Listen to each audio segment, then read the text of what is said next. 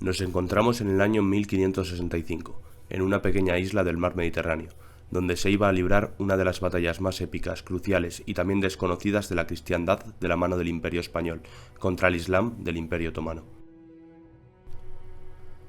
El Imperio otomano se encontraba en pleno apogeo. Sus dominios se expandían desde los Balcanes hasta el norte de África, y buscaban asegurarse su dominio sobre el resto del Mediterráneo. Tanto es así que en el año 1522 los otomanos, liderados por Sulimán el Magnífico, habían tomado la isla de Rodas, que hasta el momento había estado en manos de la Orden de San Juan.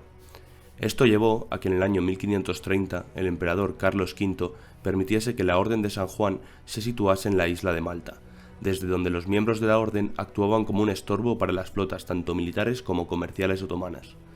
Malta, al situarse justo debajo de Italia, es un punto muy estratégico, ya que sirve de delimitación para el paso del Mediterráneo oriental y occidental.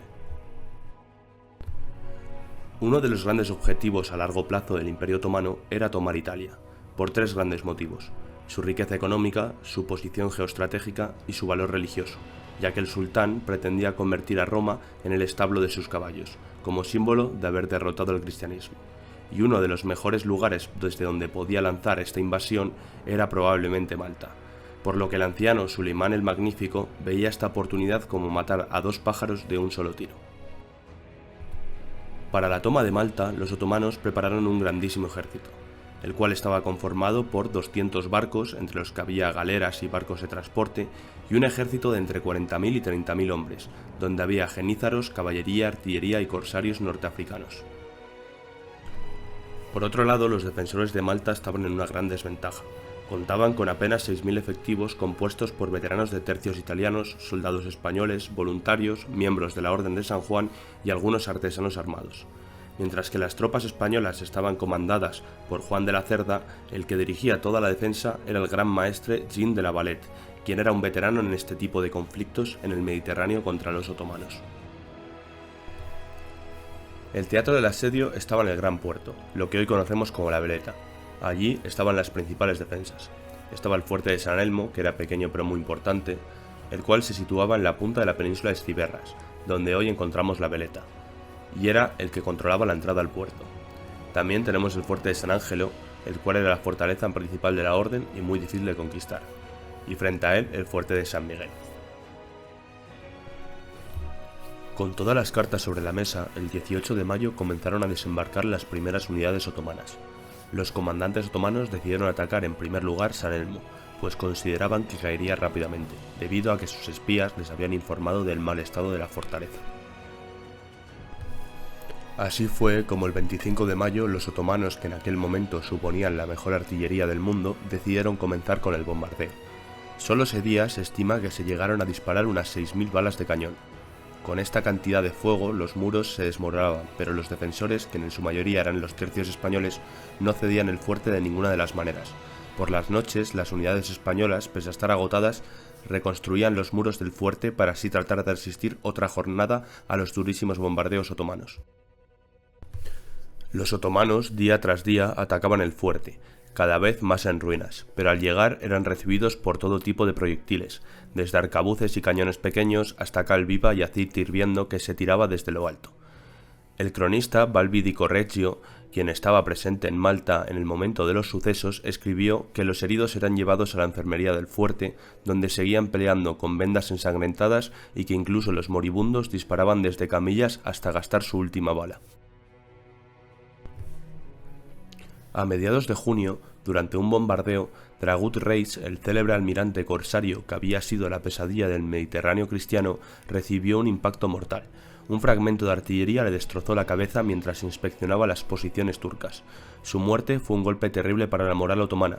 Dragut era considerado la mente más brillante del asedio, y su pérdida dejó a los otomanos sin su mejor estratega. El 10 de junio, la situación en el fuerte de San Elmo era evidentemente insostenible. Las tropas estaban exhaustas, los muros increíblemente deteriorados y los ataques otomanos no cesaban. Algunos capitanes solicitaron a la Velette desalojar el fuerte, pero este se negó, pues argumentaba que cada día que San Elmo resistiese era un día más cerca a que llegaran los tan ansiados refuerzos cristianos desde Italia. Es importante mencionar que pese a esta petición, los tercios españoles se negaron a evacuar el fuerte en todo momento. Y hay que tener en cuenta que Juan de las Cerdas había sido herido unos días antes por un disparo y ya no se encontraba entre ellos, al estar siendo atendido por sanitarios. Sin embargo, aún permanecía Gonzalo de Medrano, quien era un veterano capitán de los tercios. La noche del 22 de junio llegaron unos pocos voluntarios españoles al fuerte, aun sabiendo que la muerte al día siguiente era un evento asegurado. El 23 de junio los otomanos lanzaron un último ataque final a la fortaleza de San Elmo, que para estas alturas era más un montón de escombros en vez de una fortaleza.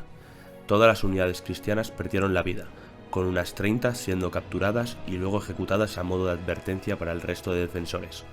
De los 1500 defensores originales, casi todos habían muerto, mientras que los otomanos habían acumulado unos 6500 muertos en este arduo mes. Mustafa, quien era un reconocido capitán otomano, ahora tenía delante las fortalezas de San Ángelo y San Miguel, y según algunos cronistas llegó a exclamar que si San Elmo les había costado tanto, cuánto les costaría las dos siguientes fortalezas, las cuales eran de un tamaño más considerable y estaban mucho mejor preparadas. Los otomanos no tenían más opción que lanzar ataques masivos a las fortalezas. Los otomanos atacaron el fuerte de San Miguel de forma sorpresiva, creando un puente de barcos entre las costas para tratar de hacerla caer rápido. Sin embargo, esa noche los malteses lanzaron barcos incendiarios llenos de pólvora, rompiendo el puente de barcos y ahogando a cientos de otomanos en el proceso. Otro episodio, muy poco conocido pero muy destacado, es el de la guerra subterránea. Y es que los genízaros, ya desesperados por lograr derribar las murallas de San Ángelo y San Miguel, comenzaron a cavar agujeros bajo las murallas, buscando depositar dinamita bajo ellas y derribarlas. Los defensores, al ver esto, comenzaron a excavar sus propios agujeros, provocando explosiones bajo tierra y enterrando a docenas de otomanos bajo la tierra en el proceso. Los ataques eran masivos y la población de Malta, que temía una fuerte represión otomana, comenzaron a acercarse a las murallas con todo tipo de objetos para arrojarlos hacia abajo, desde piedras hasta cal viva. Algunas crónicas hablan de que las viudas cogían las armas de sus maridos ya fallecidos y comenzaban a disparar a los invasores. La Valette, quien tenía 70 años, también recorría con frecuencia los muros alentando a los exhaustos y animando a sus soldados. De hecho, llegó a ser herido con una piedra en la cabeza, pero se vendó y continuó alentando a los suyos con espada en mano. Mientras tanto, en Sicilia, el virrey García de Toledo dudaba entre arriesgar su flota o esperar. La presión diplomática de Felipe II y la gravedad de la situación le obligaron a actuar. En agosto llegó el llamado Pequeño Socorro. Unos 600 hombres del Tercio Viejo de Sicilia lograron entrar en las defensas y dar un nuevo aliento a los defensores. Y ya en septiembre desembarcaría el llamado Gran Socorro, entre 8.000 y 10.000 hombres, en su mayoría españoles y reforzados por italianos.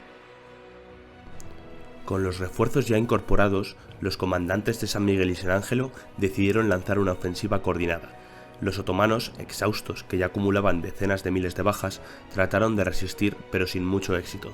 Sus líneas se descompusieron y se produjo una retirada de sus posiciones. El 8 de septiembre de 1565, el día de la Natividad de la Virgen, el asedio terminó, y Malta fue salvada. Entre las consecuencias podemos hablar de un gran fracaso otomano, ya que se calcula que perdieron entre 20.000 y 25.000 hombres, los cuales suponían en ese momento casi la mitad de su ejército. El prestigio cristiano aumentó, sobre todo el del mundo católico, que era el partícipe, y Felipe II se convirtió en uno de los defensores de la cristiandad. Los tercios, tras su sacrificio en San Elmo, recibieron mucha gloria y se les dedicó muchas crónicas heroicas. Además, esta batalla sirvió de preludio para Lepanto, la cual se celebraría solo 6 años después y marcaría el comienzo del final de la expansión otomana por el Mediterráneo. El anciano Sulimán el Magnífico, quien había protagonizado grandes victorias al inicio de su reinado, como es el caso de Belgrado o de Delfos, vio como su última gran campaña fracasó frente a sus ojos. Moriría un año después durante su campaña en Hungría y nunca llegaría a vengar lo sucedido ese año en Malta. Si te gustan los vídeos de historia y quieres ver más, dale like y suscríbete. Muchas gracias por ver.